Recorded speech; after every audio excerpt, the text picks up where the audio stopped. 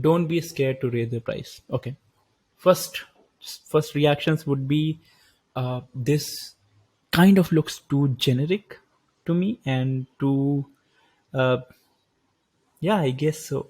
Uh, Kind of is too generic. Let's now go through the content and see.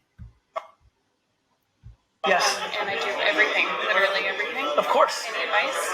Is it bothering you right now? Can you afford to hire an entry-level employee to do the shit that you most hate doing? No, but I could work on making more money too. You know. Can you charge more for your service? Yeah, slowly. I know you can. It's the fear of raising the price that kills solo entrepreneurs. By you having the courage to walk one block over and changing the price from 80 an hour to 120, you could then hire that person. And her competitors are not real competitors even, because you're uniquely you, and whoever likes doing it with you likes doing it with you. That's true. There is no fucking competitor. We have the juice. The competitor is your fucking head telling you shit that's not true. Like, I can't, who am I to raise it 20 bucks? That person that I think is doing a good job is $10 less. That's who's fucking you up. That's your competitor. Okay.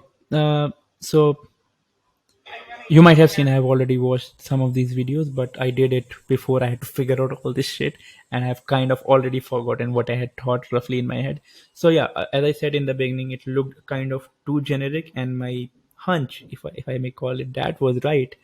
And if I was writing this headline, I would make it a little more specific. So first of all, it's for solopreneurs, how solopreneurs can start scaling up, or how entry stage entrepreneurs can start building their team. It's not just about raising price. It's also, he's also talking about how to think about competition, how to, yeah, how to hire your first person, and obviously all of that happens because you raise your prices.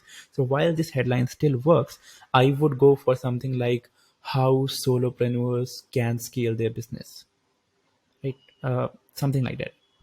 I might have to watch it once more to come up with something a little more credible. I'm blocked from here. Yes. And I do everything, literally everything. Of course. Any advice? Is Okay, so the problem that why I watched it again was I wanted to know what is this lady's problem. So I guess she's kind of getting burnt out, or yeah, I would say burnt out. If I did some, so right now the camera is on, so I am, there's a pressure in my mind, and it's not the best best environment for me to think and do creative writing. But I would combine a couple of elements in this headline. Number one, who is it for? So I would mention the term how solopreneurs can do dash, and then dash can be the problem that we are trying to solve, a larger problem that we're trying to solve, right? First, we go super niche. So every solopreneur, not just solopreneurs. So if someone is, anyone who is close to in a situation which this lady is, would be would relate to this. And then dash, so this is how solopreneurs can scale their business without getting burnt out, something like that, right?